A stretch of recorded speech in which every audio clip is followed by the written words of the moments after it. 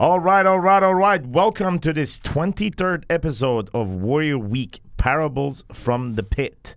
With me, I have Mr. Chad Ulmer, Warrior Week 37. What's up, man? What's going on, Coach Sam? How are you? Thanks for being, I'm doing great, man. Thanks for being in the studios. I know it's late at night and, family's waiting at home, but you decided to be here, so I appreciate you being here, man.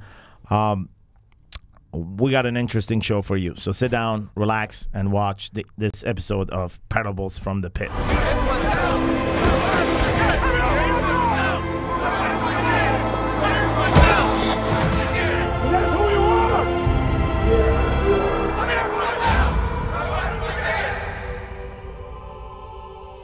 All right, so I'm swimming in the pool.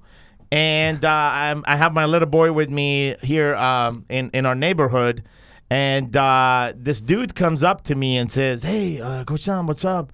I'm Chad." Yeah. I'm like, "Oh yeah." He goes, "Yeah, I'm part of the Warrior Book. What was it? 200? 700. 700. I'm like, "Yeah, cool, man." And so you and I sit on the pool while your kid is playing. Your son is playing with. I think you had a toy or something in the water, right? Probably Hot Wheels track. Yeah, Yeah, sure. It was Hot Wheels. And so you and I are sitting down and we're chatting, and next thing you know, you come to Warrior Week 37. So, bro, just back it up and tell me, like, how you got introduced to the message of Warrior. And inside of that, like, what happened ever since our little conversation on the pool, which led you to ultimately Warrior Week 37, man? Well, that was really interesting, I think, when I did see you at the pool, because I think I had just started Warrior Book 700 at that point. We were about a week or 2 weeks in, and I had met you before. I had the pleasure of meeting you before I started Warrior Book even, I believe. And so all of a sudden you're at the pool, and so that was pretty surprising. But it was an interesting build-up for me. I'd known about Wake Up Warrior for, I don't know, 5 years. I had the pleasure of meeting Garrett just randomly well before that. Knew kind of what he was getting into. My wife knows his wife, and so I've always kind of been on the outside looking in. But last year was kind of an interesting year for me, so a little story about myself. Small town, I'm 39 years old. I'm on my second marriage. I have 2 children, one from each marriage. And so always been an interesting ride when it comes to the relationships and everything with me. And so last year is an interesting year. Kind of started out good, had been working on myself, trying to, progress on my own, figure out my path, figure out how to make things work through business, find myself, make my relationship with my wife work, which it wasn't. And so, things had happened earlier last year where, I had to do something, and Wake Up Warrior was it. And so it kind of started early last year for me. And it was funny how it worked, because when I started Warrior Book 700, it was funny how, next thing I know, I saw you a week later, and then it's just, it's like when you buy a car and all of a sudden you notice that same car, but it's like Wake Up Warrior just really entered my life at that point in time. So it was, it was an interesting time, but it was funny how that worked out.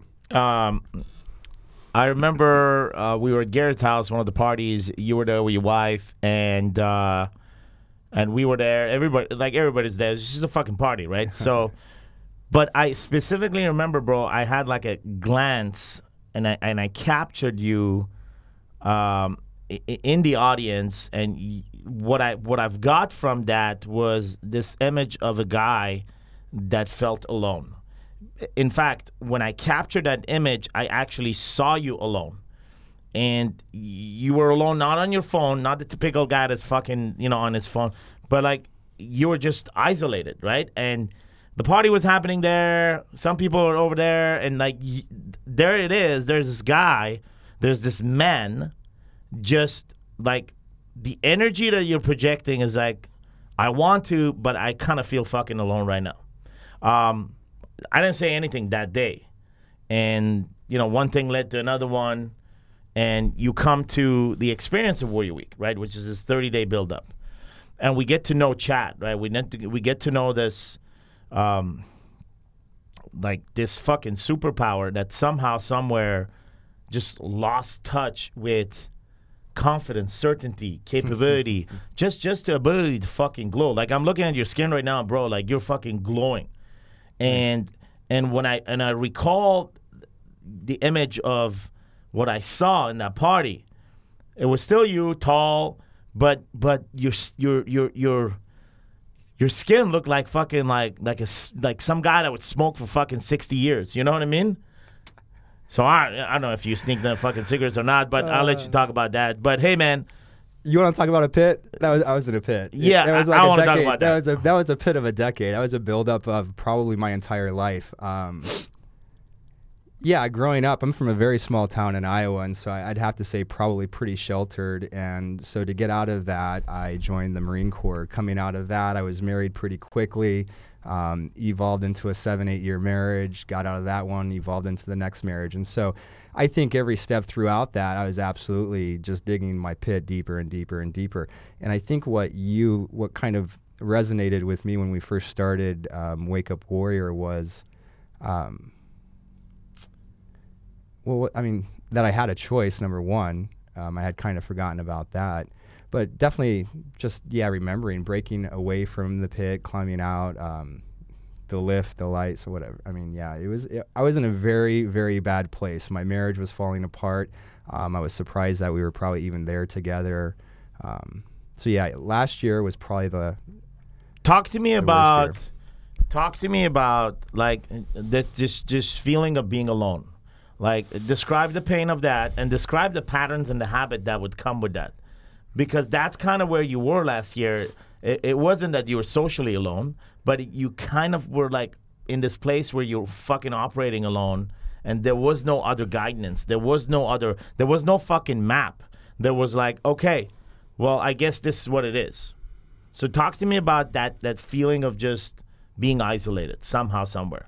Maybe it was self-made, you know? But talk to me about that feeling itself. I mean, being isolated or feeling alone, I definitely felt alone. I certainly felt like I was giving more than I was getting, relationship-wise, business-wise. I think with me, the big thing was that I was certainly prioritizing everybody else's time, and I certainly didn't have any time for myself or wasn't making any time for myself. So, yeah, alone. I was feeling a victim, dismissed, rejected. On a daily basis with my wife. Business is good. Business was always fine, but it wasn't going anywhere. And so, before last year, my wife and I, she's a pretty strong woman all in all. And so she had made some pretty large ultimatums. You need to go see a psychiatrist. You need to go see a psychologist. You need to go work out. You need to change your life. She saw the pit when I didn't. Yeah. And so actually last year, I was in probably the darkest part of my pit. I was on anti-anxiety medication, going to therapy once a week, trying to work out and trying to bandage everything by doing those things without really fixing anything. And it all kind of came to a head, honestly, the night before our anniversary, our 6-year anniversary, to where I just imploded. Drank too much, had an event, where our marriage was pretty much over. And so I was lost. It was the darkest time of my life. I honestly had no idea what was going to happen at that point. I couldn't believe I had ended pretty much everything I had worked for in my life on, in 1 hour. And so that's kind of when Wake Up Warrior came into my life. I honestly was lost. I had no other idea what to do.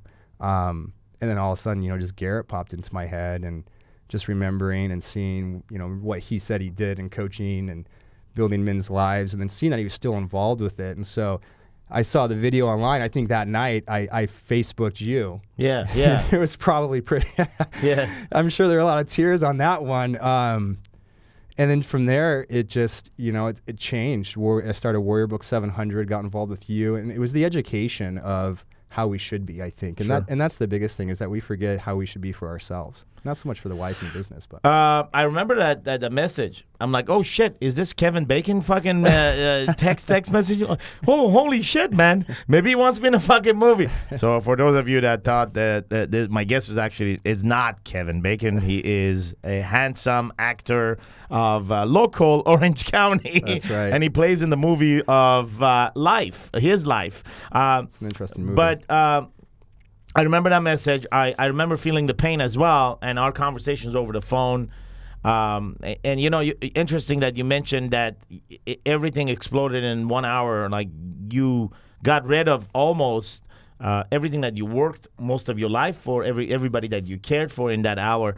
And so I'm gonna have you consider that it wasn't really that hour, but it was hours and hours and hours of unspoken feelings that led to a combination of bullshit, which was, you know, medicine, alcohol, frustration, and like this panic. Oh, without a doubt. It was just panic. And I mean, here's an interesting thing about panic, right? So we live in chaos. Most of us modern men today live in a fucking chaotic world. Between work, a business, whatever our production line is, and family and leading at home, there is without a doubt chaos. There is a difference between when we move from chaos to panic. And I'm going to give you a specific example of this in my case. You know, my life is a fucking shit show. It's chaos, right? We were talking about this before we started the show. You know, between Warrior and you know, my kids and my wife and everything else. I mean, it's always on, right? And even when I fucking sleep, it's on somehow, somewhere. I bought recently this ring that I was wearing. It was supposed to like monitor your sleep. And so I wear it, and it's like, oh, good shit, fuck, 6 hours sleep, 6 hours and a half, that's fucking solid.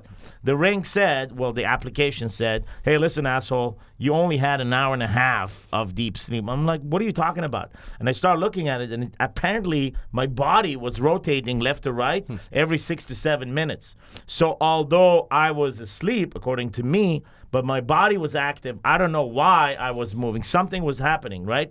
So I only got an hour and a half of deep sleep, which was interesting data.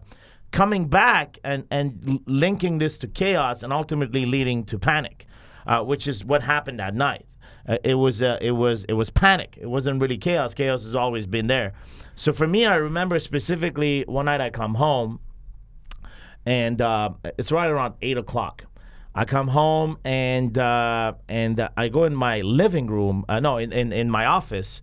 And I see all my like bunch of clothing that are just hanging there, right? There's a hanger outdoor, and like my wife says, hey, listen, you know, I hired an organizer, and she kind of came in and organized your closet. I'm like, cool, yeah, because my closet was shit. It was just a pile of fucking Wicked Warrior t-shirts and more t-shirts, and like everything was piled in, and I was under the story, hey, one day I'm gonna fix this. So, you know, one day turned into one weekend. I will spend the entire weekend to fix this. And this was going on ever since we moved. So it was like 4 years, bro. Ever since we moved 4 years ago, I dumped in some shit in my closet. And ever since that, I was running with the story of one weekend I will fix this. Right. So I come home, and she's like, hey, I hired this organizer to organize. I'm like, that's pretty cool, man. I don't know you could hire an organizer. And like, so then I'm like, cool, okay. Then I go upstairs, and I go to my little shithole closet, and you know, it's now transformed to like, you know, baby section, my wife section, everything is nice. And I'm like, okay, where the fuck is my t-shirts? And then I start looking around, and I ask her, I said, where are my t-shirts? Like, you know, I had a couple of t-shirts that I won at CrossFit competitions, and then there was a few other ones that Coach Jesse has given me, and Alpha, his brand that he had back in the days, and then a bunch of other t-shirts that were the number of Warrior Week 16, 17. So I kept those t-shirts because they had meanings. And so she's like, oh, you know, I packed all that, and I give that away. I'm like, what do you mean you give that away? She goes, yeah, I give it all away. I mean, what do you mean you give? Like, those are my t-shirts. Those are my fucking t-shirts. Those are specifically my word. Those are my fucking t-shirts. What do you mean you fucking give it away? And she's like, you know, and my voice is raising at this time, right? Because I'm leading. I'm in transition between chaos to panic, because I don't know where the fuck the t-shirts are, right? So I keep asking the same question, and she's not giving me what I want, not on purpose, but it's. I am so tuned in to get what I want, which is, hey, man, answer the fucking question, which are, where are the fucking t-shirts? All I want to know is, where the fuck are they? Because if they're in a garbage can, I'm going to run right now in the garbage can and pull them out. Or if there's some. So she says, oh, I give it to our babysitter, and, you know, she's going to bring them to this church or whatever. I'm like, what the fuck? Give me that bitch's fucking number. Like, I literally called the girl, the sweet girl that was actually watching my son and my daughter back for for a year. Like, I welcomed this little angel in our house. I literally called her at that time, give me the fucking bitch's number. It's 10:30 by the time I call her, because this is going on for like an hour and a half, 45 minutes. It started pretty soft, but I'm pursuing my T-shirts at no matter what cost. I'm not recognizing how I'm yelling, what I'm saying, if my son is a witness or not. So I keep going at this, chat. I keep going at this. So she gives me the number. I call the babysitter at 10 at night. I drive 45 minutes to her house. I drag her out in her pajama with 4 bags of clothes. Actually, 5 garbage bags. I dump all the garbage bag in my car. I drive back like a fucking maniac. Back to the office where we are right here in that section. It is now like 11:30 at night. There is no one in the fucking parking lot. I smuggle these black bags, garbage bags, one by one inside of this office in the parking lot. From the outside, if there was any fucking cop looking at this, would say, like, this guy is smuggling pieces of fucking parts of body. It looked really fucking strange. I'm pissed off, right? So I'm still tuned out. I bring in the garbage bags. I empty the garbage bag, and I start going through the garbage bag and separating the clothes that I didn't give a fuck about, the jackets and all that shit, the Nikes, and then look for those specific T-shirts. I find the specific T-shirts. I pile them. I separate them. I close the other bags. I take the bags and put them in the car, and then I come back. It's 1 a.m. I specifically fucking remember. It's 1 a.m., and I look at the fucking T-shirts, and I'm like, fuck, was it all fucking worth it? Was it all fucking worth it? And I roll back 8, 9, 10, 11, 12, 5 hours of my mind being hijacked in the state of panic for no fucking reason. For no fucking reason. I cursed at my wife. I cursed at the babysitter. I yelled at my son to get out of the way. I drove like a fucking maniac. I drove back like a fucking maniac. I could have fucking died on the highway. I remember I was speeding up and I was mad, so I was cutting people. I was just projecting my fucking anger, right, into my drive. I could have easily fucking died that night based on a stupid fucking T-shirt. And then I come in, smuggle this shit in the middle of the night. Look like a fucking, I don't know what. And then standing up at 1 a.m., like, fuck, it's 1 a.m. It's 1 fucking a.m. For what? Some goddamn fucking T-shirt. So I come home, I go to bed, next day, whatever, the T-shirt are in the corner, and eventually I take the T-shirts because I don't really want to fold them and put them in. There's no space for them. So I put them in a luggage, and I put them in my garage. This is almost like a year ago. And just 2 days ago, my mother-in-law is traveling, so I wanted to give her the luggage, right? And I opened the luggage, and I see the fucking T-shirt. I'm like, this is what I risked. Like, this is what I went crazy. This is what I panicked. For what? So I can put it in the fucking garage? So it hit me hard. And when you mention the story of, like, that night, what happened with you and your wife, and so 6 years of building a life, and in 1 hour almost like destroying everything because you go in that state of panic, that's a place where you're not alone. I'm not alone. And for those that are listening and watching this shit, is like, this shit is gonna happen to you, or it's already happened to you. And if it did not happen to you already, if you cannot recall this kind of panic, you should probably not listen to this fucking podcast because it's not for you.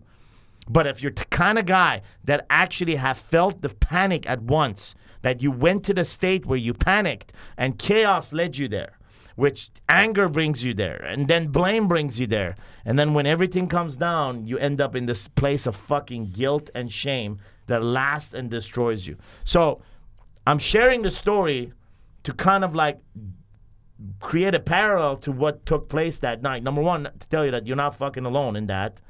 But two, do you see the transition between chaos to panic? I'm amazed at your intuition and always have been. But it's funny how you mentioned panic, because no, I think you're absolutely right. I never thought of it from that standpoint. That night I was absolutely in panic. And I think it was 6 years. It wasn't just that night that I was in panic. I think I had learned to live a life of panic. And what I was panicking about was, why am I not getting what I feel I deserve? You know, and so you're panicking that your spouse isn't giving you what you deserve. You're panicking that you're not getting what you feel you deserve with the work you put in at work. You're panicking, why am I not giving myself the time? And I think years and years and years of that, you know, some people will probably work out when that happens, which is great, but I sedated. You know, I smoked a lot. I was drinking a lot, whatever it could do just to get me, you know, buzzed so I wasn't panicking. And that's great. I never even realized I was panicking. So, I mean, I was living that. And then what Warrior, you know, it's funny because I am powerful. This is my house. That was Warrior Week 37. And no, let me correct that. This is my motherfucking house. This is my motherfucking house, and I am powerful, right? And I think I had forgotten that decades ago. You know, before I'd gotten out of the military, I had forgotten that I have a choice, that I am powerful. And so, without a doubt, Wake Up Warrior, you know, educated me again, gave me the confidence, just to re-enlighten me. And then going to Warrior Week, I mean, looking back now, I mean, talk about time warp. Last year, to me, seems like it was my entire life. And then Wake Up Warrior, Warrior Week, you know, thinking back now, there are things that I think used to affect me and I used to think about, and whether it's victimizing myself or panicking or feeling bad about, that I don't even think about anymore. And I've never felt, I feel like I'm coming straight out, you know, I felt like I came straight out of high school again, naive, young, excited, but definitely without the panic. Yeah. So no, I mean, you hit the nail on the head with that. And yeah, so that's what, yeah. So the aspect of panic and you coming in and that disconnection that was taking place at home, which was something definitely that it was just a fucking story. And I want to take your words, re-enlighten and re-educate it, and I want to connect back that into the years that you spent in military, and you know how you were operating by such a high standard and such a high level of integrity, right? The years that you've spent in military, and for the guys that are listening to this that have been trained in our military system, you know, at any level, whether it's Marine Corps or the SEALs or Navy or Air Force, it doesn't fucking matter. The structure and discipline and the education and the guidance that you get actually leads you by purpose. There is a purpose there. There's a purpose why everything is done the way it's done. There's a purpose why you're following it. There's a purpose why there's a leader. There's a purpose why you act as a leader, and most of the time you act as a follower, and then you act as a leader. There's a transition between leader and follower when it needs to be. And inside of that, there is a gap that exists between when men come out of that environment for whatever reason, whether it's by choice or some other reasons or whatever that is, but when that environment no longer exists, they now have to readapt to a whole new way of thinking. And it takes some time, and we adjust, and yet it doesn't feel the same as it felt because integrity was at the core of everything. Now on the outside, integrity gets justified. There are assumptions around it. Their integrity now can be written by Y, not by with an I. You know what I mean? Right. So there is an entire chapter of readjusting to, I wouldn't call it the civilian word, but I was just thinking the way of thinking. The way in the military was a disciplined and structured way. It was the way of purpose. You come out, you live the way of the world, and then the way of the world kind of brings you to this chaos and panic, chaos and panic, chaos and panic, at least in your case. And then inside of that, Warrior Week, your experience simply brought back the way. Brought back something that was already in you. You did not come to Warrior Week. You didn't like learn some of this shit. Like it was already within you, but it was deactivated for no fucking reason. And so I want you to talk about a little bit on this, because there's a lot of brothers out there that have lived the military life and then come back and now live. Like there's always this gap, or they're missing. Some call it the brotherhood, some call it, but I like to call it living by integrity, right? And it doesn't mean that once you're out, you're a fucking liar and you cheat, and it's just that feeling that you are in integrity, right? And so I think Garrett dropped dropped the bomb last night. You know, people say integrity is doing what you said you're going to do. Okay, that's part of it. But integrity is really to be aligned with what the voice tells you to do, with what God tells you to do, right? This direct dialogue that you have with the voice and God. There's no interpreter in between. And when you are aligned with the message and the guidance of the voice, that's where you feel you're in integrity. So talk to me about your experience in the military when you came out, and how that kind of like closed the gap with Warrior Week. Well, I love being in the military. I mean, talk about being easy. It's definitely one-dimensional. So I think I agree with you. You are living with integrity in the military. You have to. But like I said, it's one-dimensional. The one thing you're learning to do is to kill or not be killed. Yes. I mean, quite honestly. And so you learn to listen and you learn to obey. And if they don't, you learn to yell louder than the guy that's underneath of you, or you make him sweat until he learns to listen. So I see a lot of veterans that have a tough time. I had a tough time transitioning out of that, coming out of the military environment into the civilian world. I didn't understand why women didn't listen to volume. So. It is an education because they kind of pull the wool over your eyes, and you really just need to listen and obey and plan and attack. And so when you come into the civilian world, there's a lot more dimensions that can go without the integrity or offer the lack of. And it's just, you have to learn it on your own. When I came out of the military, I was married pretty quickly. They teach you how to get out. They teach you what you should do paperwork-wise to get out, but they don't say, hey, when you get out, yelling's not going to work. And when you get out, you need to learn how to take care of yourself and your wife and your family and your business. And so it's certainly one-dimensional, and you come out and you're lost. And if you don't have a support system behind you, I can absolutely see, like with me, you go down a path, you start drifting. And if you don't know how to get out, then it just goes for year over year over year over year. And some people, alcoholism, drugs, whatever it would be, I see how it easily can slip into that. So I want to address this fucking problem because this is something that is happening, right? And most people are not going to fucking talk about this. Here we talk about everything. Here we talk about military, we talk about race, we talk about all kind of fucked up shit that is happening, and we talk about the good thing, and we also talk about the fucked up stuff that is happening. We talk about the truth, right? And here's the reality, and you brought in this in this context, is that, men, when they sign up for military, think about it. When you sign up in the military, you are gone into a system where your father is no longer your guider. Like, your father is not going to fucking guide you anymore. The system is guiding you. That's your guidance. However good that system is, right? However you have no other male role model in your life the minute you sign up for military. Correct. And some may fucking debate that, I go see my dad every 2 weeks. I don't give a fuck. You're not being told by your dad, or you're not being led by your dad, or you're not being guided by your dad or no other men. It's the men of the military that are going to guide you through a system. And it's not their ego that's guiding you. It's a fucking system that works. Right? It's a system that is dying, and it's the best fucking system in the world because it's the United States of fucking America. So fuck you if you don't agree.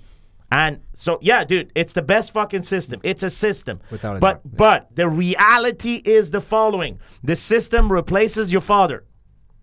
You're 16, you sign up, you have replaced, all you have is the memories of your dad. Without a doubt, yeah. And you may call your dad every day, or you may call your dad sometimes, or whatever the fuck you can. It's not enough for you to get the guidance. Somebody else is now guiding you.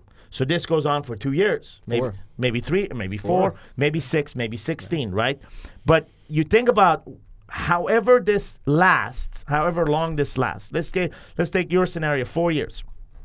You come out, they teach you how to take care of the paperwork. They teach you how to take care of the logistics. But there is no other male guidance. You're on your own. You're on your own. You were trained and you were guided on a system that said attack and do not be attacked. Kill or don't get fucking killed. Kill your fucking emotions and go and do the fucking job and come back and watch the guy next to you. That's all you got to fucking worry about. Right. That's it. That's the fucking system, and it fucking works. And if nothing else works, call fucking airstrike and fucking wipe them up. Right. This is it. This is the model. A, B, C, D results. A, B, C, D results. And so you come to the world Now, there's a transition service, but the missing piece in this motherfucking transition service is the re-education of the way, is the conversation of when you get married, how are you going to lead your fucking wife? How are you going to lead your kids? What do you need to do? What are the conversations? Like, as if that program is missing. Imagine if they would embed those conversations in there. Not as a fucking therapy, but as guidance. So it's like there is also transition into the civilian world, but now there is a guidance that takes place. And this is not to show you how to walk. This is not the ABCs. This is like, hey, man, when you're going to come in here, you're going to face a lot of obstacles. You're going to deal with a lot of feelings and so on. So that, some may agree that says it's in place and it's a bunch of fucking therapists that are doing that, and there's nothing against the fucking therapists. The problem is the therapists haven't really fucking lived what these guys lived. So they'll come from a place of fucking theory. Where there needs to be guidance is the man that have been in their fucking shoes. And then they've made it, like you. Like if you go back and you cover the scab, you'll be able to talk from your experience because you watched what happened. So a guy like you can bring tons of fucking value. Not me, because I haven't fucking lived it. Sure. I've been running my fucking mouth. And somebody would say, hey, shut the fuck up. But you have lived it. So you are qualified to lead. And guys like you are not covering the fucking gap. Not because you don't want to, because the system doesn't allow it. Right. So what they put is some fucking fat lady that sits behind the desk as the therapist, and she will tell you what to do as a man. Does that even make any fucking sense? I think you're giving them too much credit. I don't even think they get therapy or therapist help. I think, you hit the nail on the head with that. And it's funny, I don't remember what it was. Something had prompted me the other day, but I was just thinking, how great would it be if the military implemented Wake Up Warrior into their exit strategy? And I hate to say that, and I'd hate to take it away from the public because it would be, more of a government thing. But honestly, it's such a disservice to have these, myself or any other civilian, young man, woman go into the military, spend their life, do exactly what they're told, 110% day in, day out, and then when they get out, just say good luck. Because I think if you don't have a support system in place, deep family, when you get out of that military, you are in a pit when you get out of the military. I don't care what you say, how good you are, how good you did, you're in a pit because, like you said, the integrity is so deep, so one-dimensional that you lose sight of everything else. Or at least two more dimensions. So I think it's vital. I think it's an educational piece more so than anything. It doesn't have to be emotional, but it's educating you on what your emotions are again. So at least you know what's going on with your mind, your body, and it's just not this drift and you feel alone and lost. So we believe here that education comes from experience. Because I can recall being in education in my school, university, and I could sit here and not give a fuck about 95% of the shit that I learned. Right. Specifically in my fucking accounting class, which I failed 3 times at university. I was almost fucking expelled out of the program because I failed this goddamn fucking class. So what I had to do with no other choice than fucking cheat at that exam. I wrote all the fucking answers and put in my fucking hat, and I cheated on that exam. I got a C. But I saved my bachelor degree. But did I understand anything about it? Nothing. Do I understand some shit about accounting today? Yes. As a grown-ass man, I have to. Then I didn't. So education, we believe education from experience has an impact. Education from experience creates impact. That's what Warrior Week is. It's an education, not because we're better than anybody else. It's because we fuck up as much as you do. So our fuck-ups become fire-ups to teach, and inside of that, the experience has an impact, and you change. Other people change. They make impact. You have an impact on other people by living this way. Without a doubt. Without a doubt, yeah. Warrior Week was amazing. There's no question about it. You have to live it.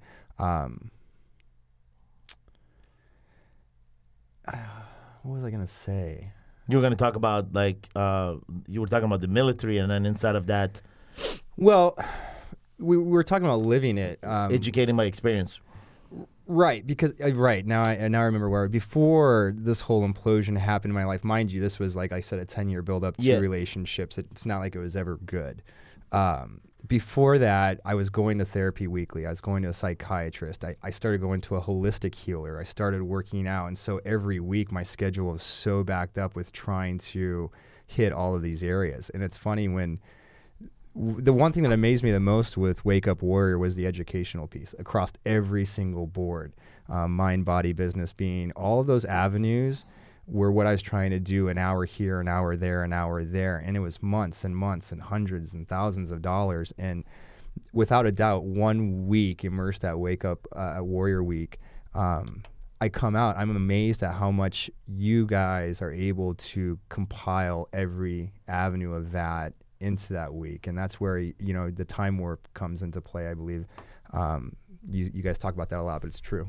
It's true. So being there, learning it, living it, teaching it. And I'm not a teacher. I'm a voyeur through all this. I hate to say it. I'm just not extremely involved. But I do teach it. And it comes into play whether I'm talking with people I haven't seen in years that are going through a divorce, or coworkers or team members. I think once a day, I'm certainly bringing Wake Up Warrior and what I've learned to the table. And your wisdom. You bring your experience. It's not about a brand. It's not about. It's a way. It's the way. It's the Warrior's way. Some people say, you guys are not fucking warriors. Who gives a fuck? It's a fucking brand. It's just a label. Whatever. You can call it whatever the fuck you want. But it's the Warrior's way. It's the way of living. It's this way of saying, okay, I got the way. I get to teach the way so I don't fucking die today. Because if I don't got the way, I go back to being a goddamn fucking liar, and that motherfucker could actually die today. That motherfucker can burn down his fucking family. That fucking liar can actually put a gun in his head and blow his fucking brain out.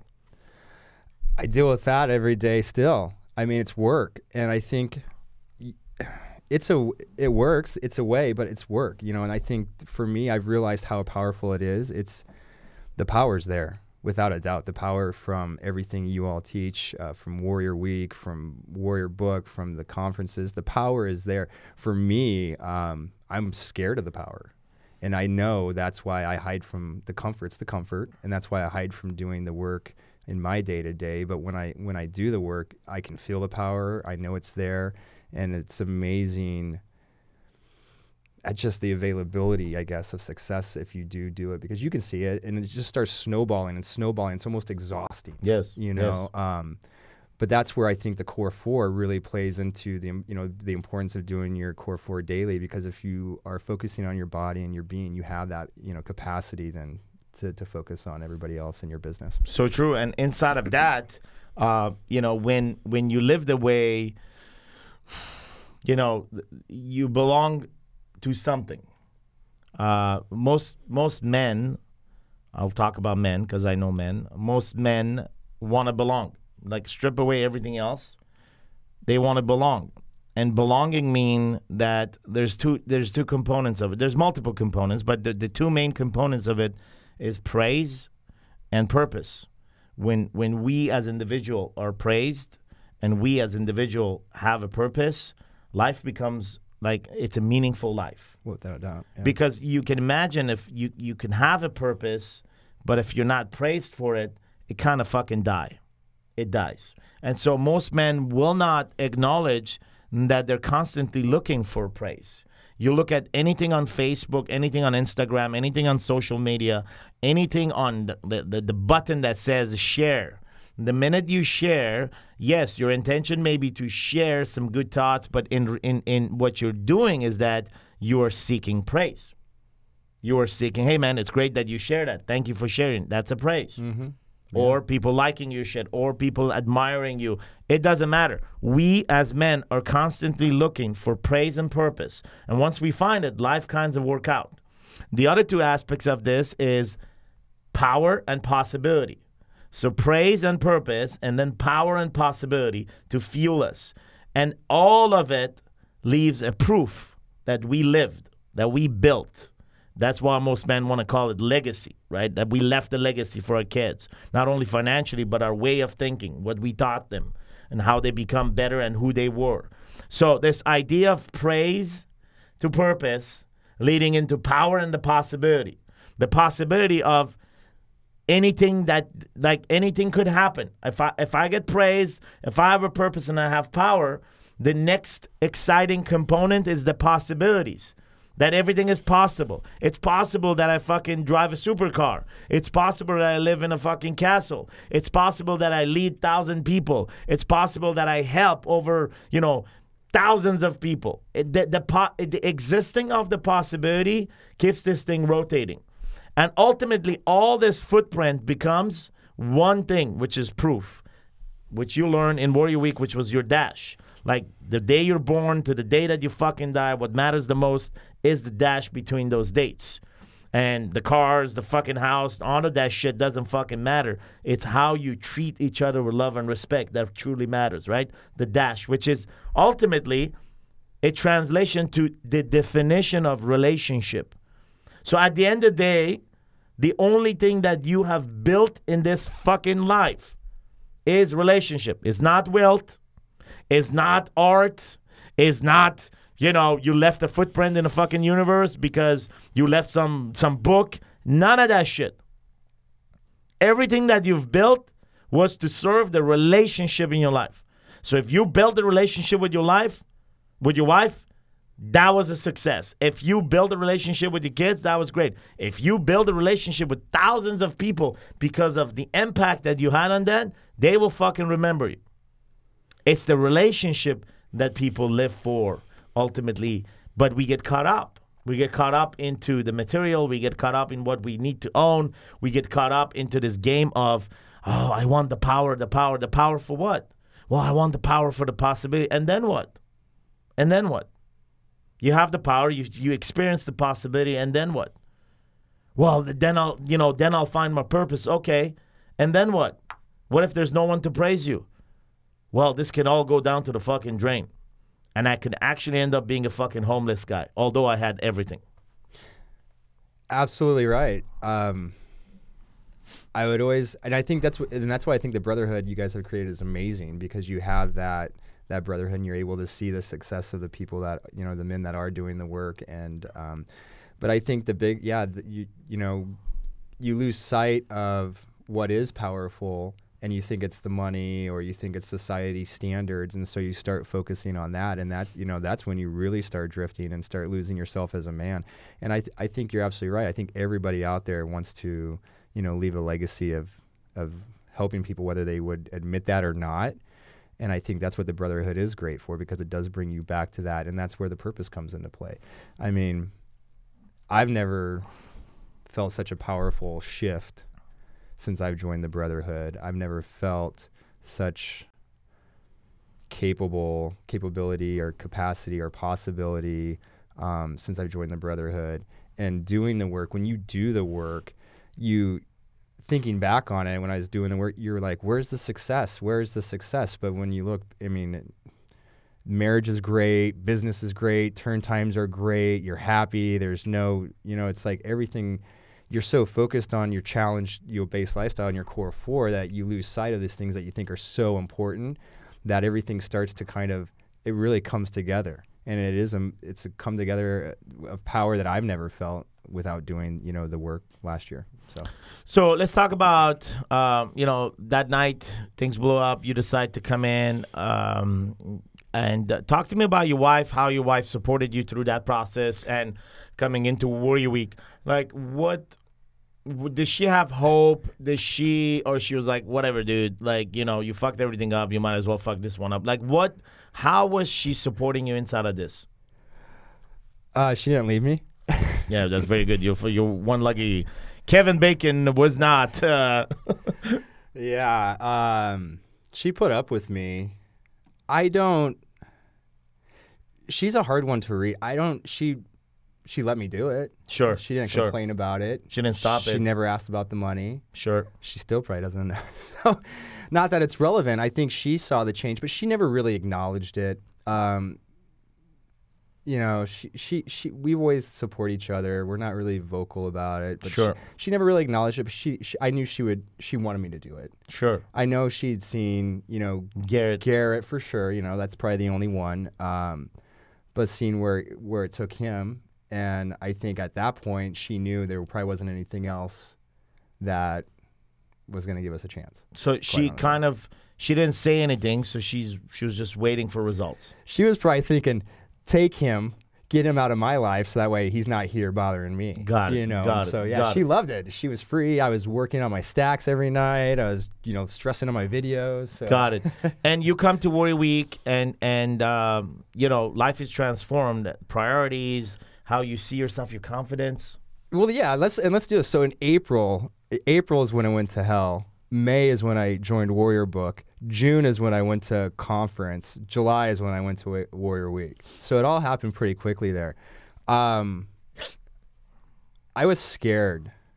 But I saw the power already of what Warrior Book and the conference and just learning about Core 4 and the stacks. Like I was already feeling powerful, confident, and I knew kind of what I wanted to get. I knew what I wanted to get rid of going into Warrior Week, you know, the pains and the pits at that point. And so, but I was scared shitless, if that's what you're asking. And obviously through that, through going through pain and discovering, feeling that, getting the guidance, having the blueprint, doing the work, when you go back to your relationship post-Warrior Week, and what changes you started seeing in your relationship with your wife? Like, what changes particularly you started seeing in her when you started doing the fucking work?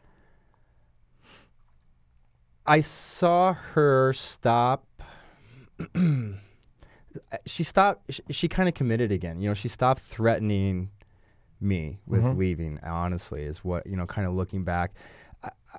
I look back and I'm like, what did change? But things were really good. You know, from August through end of year, things were amazing. We weren't battling.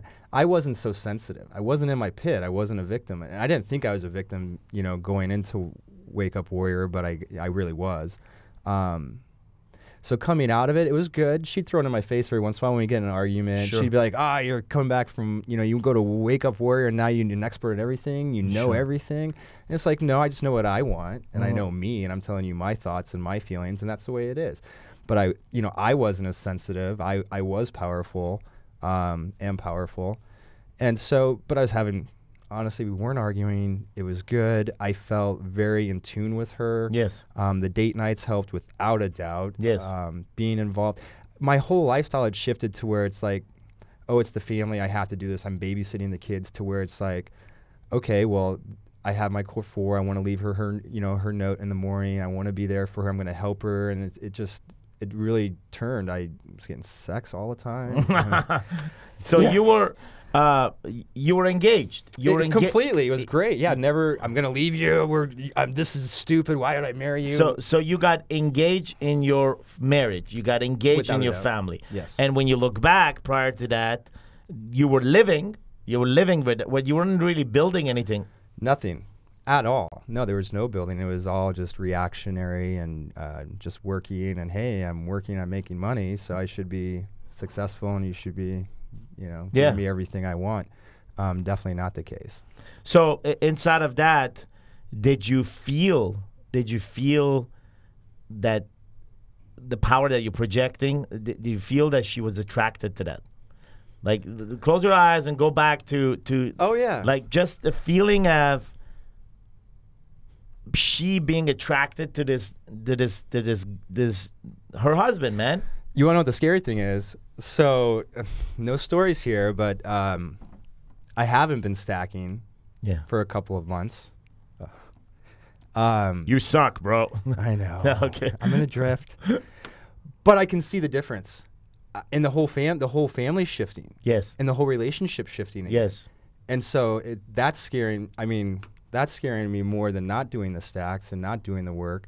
The stories are dominating, but no, definitely powerful, much more attracted to me, wanting to do things. My wife's a blogger, so she posts photos up, and that was one of my biggest things. It's like, well, you're not proud of me. You don't even put that, you know, whatever my little victimized stories were. And then all of a sudden, you know, I'm more involved, where she's posting pictures of us and me and mentioning me. And so, did you mention to her, Sam said you should be posting in GQ? They're going to come after a blog and say, hey, we want that guy. She sees me every day, so I don't know if she'd agree with you. I think that they'll come after a blog and they'll say, hey, we want that dude in the cover of GQ. The cover of GQ, I'll take it for the 40 and older issue. But you bring an interesting point, is that You know, Warrior Week awakens you to new patterns and new habits, and engages you and your family, right?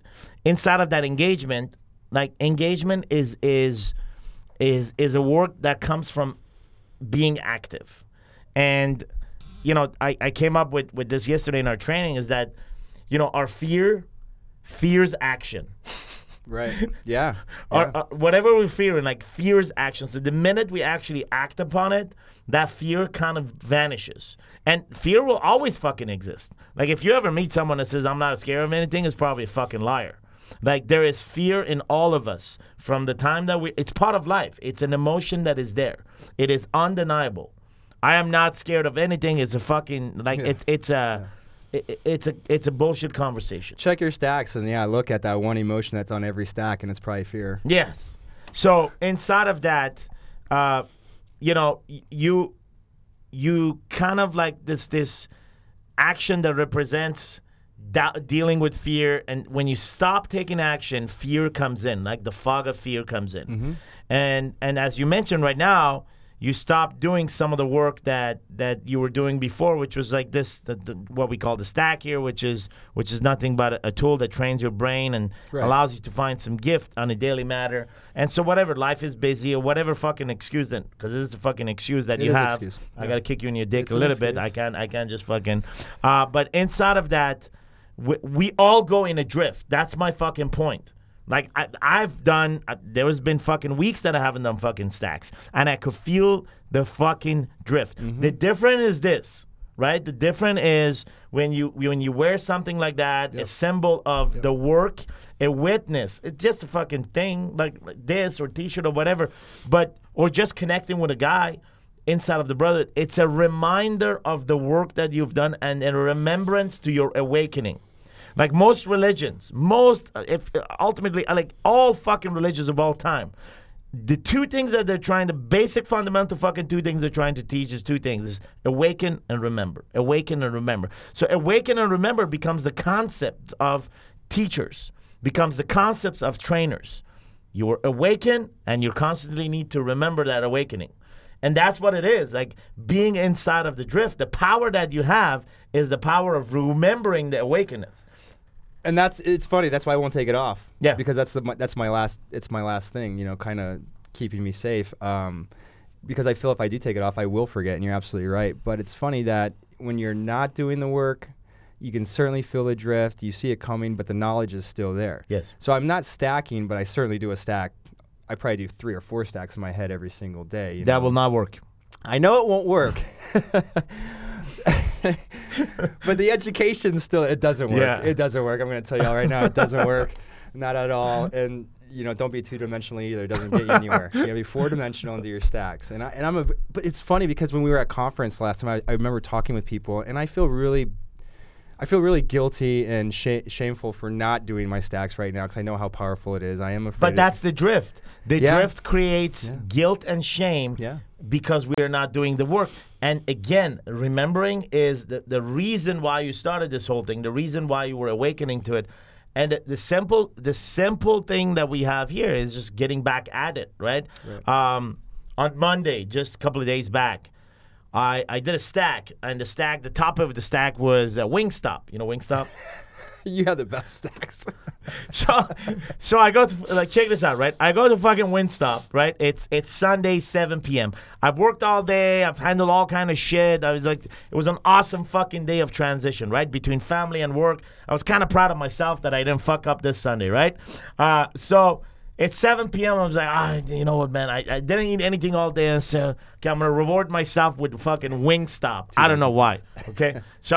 So I go to Wingstop, 7 p.m. I ordered 10 fucking wings, right? And I'm waiting there 15 minutes, okay? And it turns into 20, and I see all these fucking guys coming in taking the takeout orders. And there's like 2 guys, one is eating, and the other guy is me inside. So I go like, hey, man, it's been 20 minutes. And like, oh, yeah, it's coming right now. So I'm standing there because it says it's coming right now, and now it's taking another 6-7 minutes. Next thing I know, a fucking guy is sneezing in the back and snoring. I'm not.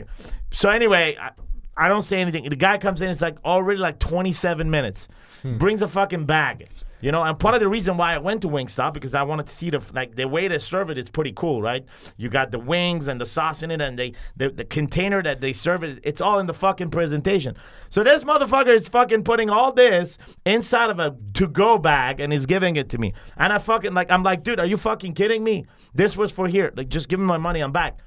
So obviously I got triggered and I went out and right away I get a phone call from my wife is that, hey man, you need to bring your ass home because the babysitter's not coming, and she was going out with my in-laws. They were going to this Persian concert or whatever, and I had planned to hit the wings and actually maybe go see a movie because like I was like, dude, like all day I was just invested in family, invested in work. So that was that window that was open. I was about to text one of the guys, and it's good that I didn't, because if I would have been in the middle of it and I would receive it, I would have been triggered. I know myself.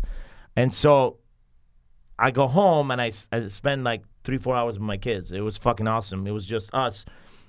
But it wasn't until the next day when I did the stack and I reviewed what triggered me. And like I kind of like took the two guys that were sneezing and the guys at the customer store or whatever. I took them under the bus. And inside of that, there was a gift, and the gift was, man, those two guys, by delaying this shit, they give me 4 hours with my kid on Sunday, which was fucking amazing because it was this combination of my little daughter and my boy, and just seeing how he takes it. Like just the whole thing, it was like 4 hours of fucking therapy for me, right, being alone. Because when she's there, you know, I get half time, but then she comes in, right, and so like, hey, mommy, then this, like, so it's not the same, but this was like pure time, right?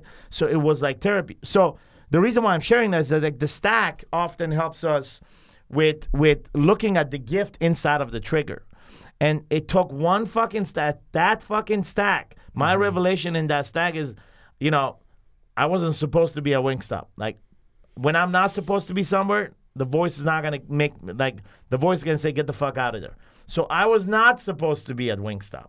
That's why I didn't stay at Wingstop. And then we took that in, and Garrett and I had a huge meeting on the direction of where Wake Up Warrior was going and some of the stuff that we're doing. And it was an 18-hour day. And the essence of that fucking stack, when I shared it with Garrett, said, dude, Garrett, listen, we are not supposed to be here. If we were supposed to be here, by now our fucking wings would have been here. The wings are not here. We're not supposed to be here. We're supposed to be spending 4 hours with our kids. So, I mean, and we made a major fucking move based on that single conversation and that single insight. And I hadn't stacked for like a week and a half because I was busy Warrior Weekend. So my message and my point to you is, like, even if you start one tomorrow, right, you are back in the game. Back in the game, without a doubt. And it is that fucking powerful too. Yeah.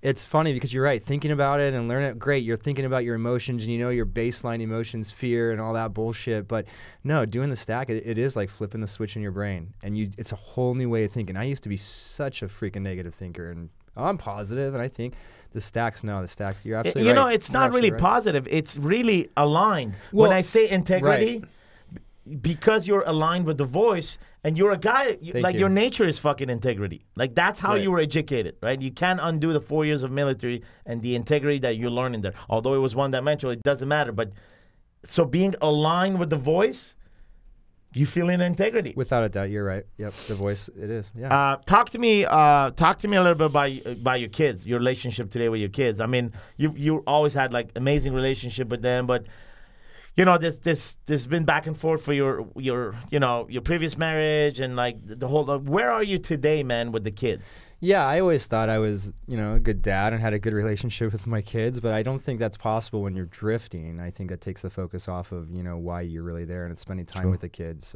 True.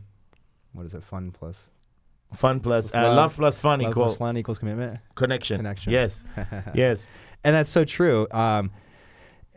I stacked my daughter a lot coming out of it all, and she's 10, just turned 11, but just having a broken household and two different homes, it's hard for her. And so, she brings her 11-year-old girl things into the house, and I'll be like, oh, her mom's teaching her this, but I'll stack it. And then, it's like absolutely like you said about those two kids, it makes you realize you should be at home anyway with your kids versus at a movie. And same with my daughter, it made me realize that, she's not an expert at life by any standards. You know, it's like, maybe I should ask her how she's doing.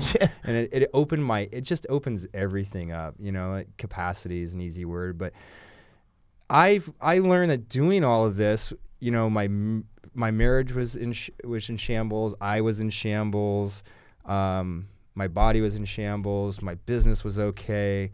When I started this, what I realized is it's a complete shift. And you shift from business and family and you and your body to your body, your family and business, to where it's crazy. Transitions, son. Yeah, right? Transitions. But then you're so aware of everything, and then when you're stacking, you're like, you're really acknowledging everything and learning from the situations versus just taking it and then just forgetting about it, to where the growth is insane. The bonding's crazy. You don't even really see it. You don't ask for it, but you know it's there, and it just comes. And then business, after all those three things connect, the business portion of it is what becomes a priority. And Coach Jesse is funny, when we were doing the coaching with him in Kings, is the way he flowed that down, and it was an epiphany. I'm like, well, wow, shit, my body's great. Now I'm kind of good. My marriage is great. I have all this capacity to create within my business. I didn't even know about creating within my business before. I thought I just went to work and worked hard. So yeah, no, the possibilities are endless. The connection's amazing. And it's like I said, it's funny looking back, because when you're living it, you're just like, well, where's the big bang? But when you look back, it's just like, it was all just, I don't know, just the system was working. Yeah. And like you said, it's a system without a doubt. And you guys have created a great system, a system that brings so much knowledge to men, because we don't get it from anywhere else unless our dads are really good at teaching it to us. And it's a followable system with a brotherhood that really does give you praise and promotes you, and you want to do it. So inside of that, man, you mentioned something really interesting. It's like, my 10 or 11-year-old daughter is not supposed to know life, right? And that brings me to, you know, my son had some difficulties in this past months listening to school and paying attention, and, like, you know, fucking complaints every day from the school that, hey, you know, he's distracting other students, and other students will go tell on him. And so I keep telling him to listen. Every morning we have conversations in the car. I'm like, okay, you're going to listen today. Okay, you're going to listen today. Hey, you're going to listen today. Hey, you're going to listen today. And then, well, obviously he wasn't listening, because like the fucking notes would come. And then he was in a soccer field with his coach, and I was watching from a distance. And then, like, whenever the coach was talking, say, hey, listen, in the soccer field, I want you to put your hands across your back, stand tall, look at me in the eye when I talk to you, and when I finish telling you something, you're going to acknowledge by saying it loud, right? So I'm sitting there and I go, bingo, that's what it is.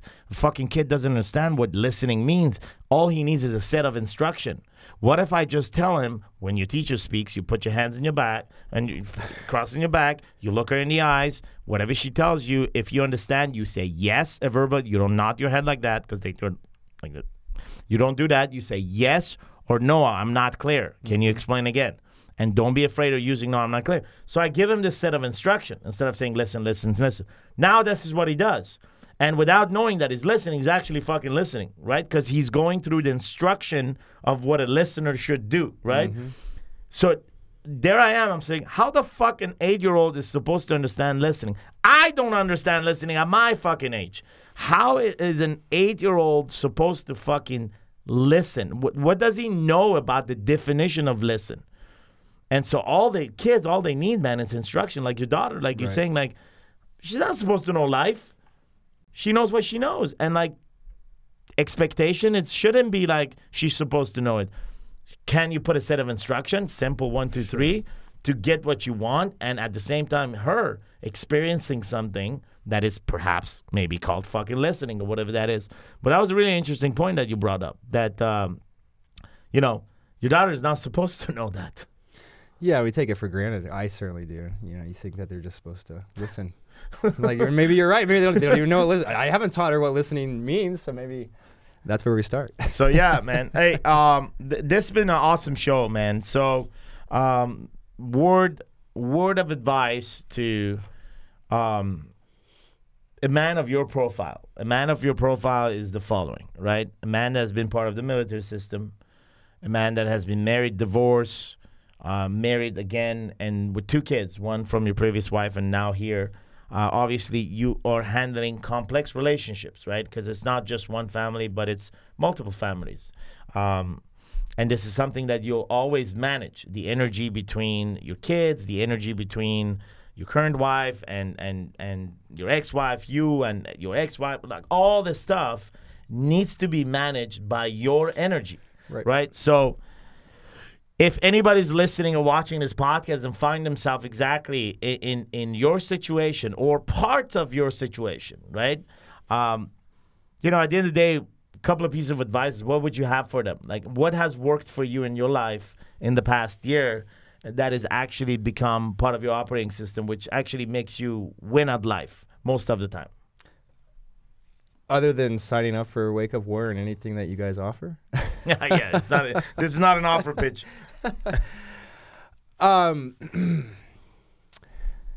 Well, I mean, I think the biggest thing for me was,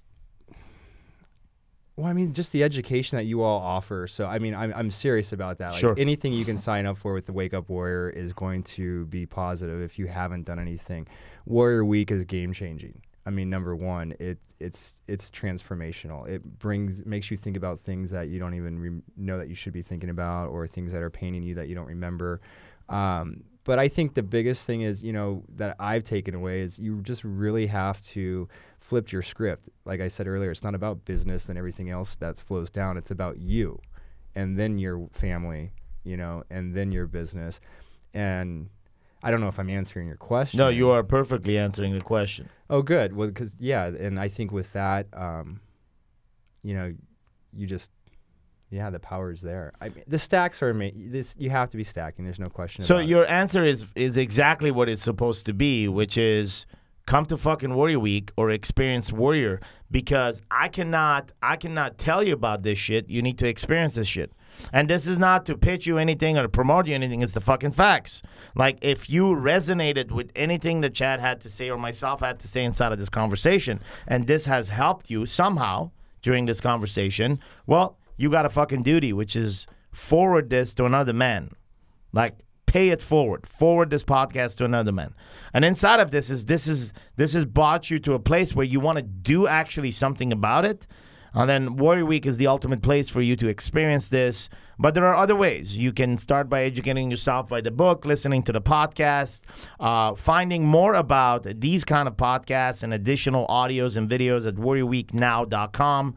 You'll find all kind of directions from there, the Warrior book, and any other tools that is out there that can help you pursue your path. But ultimately, the path that will create a radical shift in terms of flipping your script, as Chad said, is Warrior Week. And if that's the case, warriorweek.com is the place to apply.